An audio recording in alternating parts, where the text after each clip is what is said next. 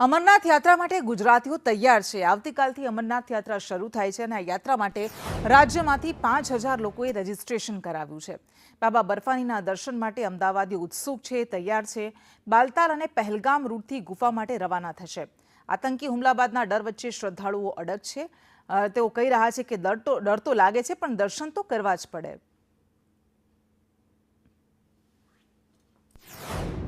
યાત્રાની સંખ્યામાં આપણે જોઈએ તો આસપાસના વિસ્તારના અને જે દૂરના અમદાવાદ જિલ્લા સિવાયના પણ જે લોકો કોઈ અમરનાથ યાત્રામાં જવા માગતા હોય એમાંથી આપણે 330 લોકોને સર્ટિફિકેટ આપેલા છે। સર્ટિફિકેટ આપતી વખતે આપણે ખાસ એમનું ધ્યાન રાખીએ છીએ કે તેમને બ્લડ પ્રેશરની, શ્વાસની બીમારી ના હોય, એ ખાસ તો જોવાનું રહી છે। રજિસ્ટ્રેશન પણ કરાવી દીધેલું છે, ફિટનેસ પણ ચેક થઈ ગઈ છે અને એક ડર પણ છે, પણ આસ્થા સામે ડર કંઈ નથી। અમે છેલ્લા ઘણા વર્ષોથી અમરનાથ યાત્રા જઈએ છીએ અને ત્યાં અમારો એક પ્રભુ પ્રસાદનો ભંડારો બી હોય છે, એકમાત્ર ગુજરાતી ભંડારો હોય છે।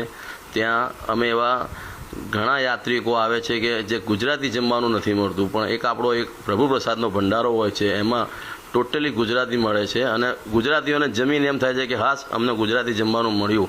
અને ઘણા એવા આતંકવાદી હુમલાઓ થયા અને એ સમયે અમે ત્યાં જતા અને અમારો એવો આબાદ બચાવ થયો અને એક શ્રદ્ધા અને એક ભક્તિ કે જે અમરનાથ યાત્રા ભલે ગમે તેટલા આતંકવાદી હુમલા થાય પણ બોલેગી ફौज કરેગી મોજ, એ તો જવાનું જ। ફર્સ્ટ ટાઈમ જોઉં છું। આ તેજસ અંકલ છે, આ મારી બાજુમાં જ રહે છે। આ હર વર્ષે જાય છે। છેલ્લા કેટલાક 5 થી 6 વર્ષથી હું એમને જોઉં છું કે એ હર વર્ષે જાય છે, તો આ ટાઈમ હું પણ એમની જોડે જઈ રહ્યો છું। કેટલી પ્રોસેસ કરવી પડી છે ત્યાંની પરિસ્થિતિને લઈને? પરિવારમાં એક ચિંતા ખરી? થોડું રહે છે, આ બધું આતંકી હુમલાને આ બધું થાય છે એના લીધે, પણ ભોલેનાથની મહેરબાની છે। અમરનાથની યાત્રા શરૂ થઈ રહી છે।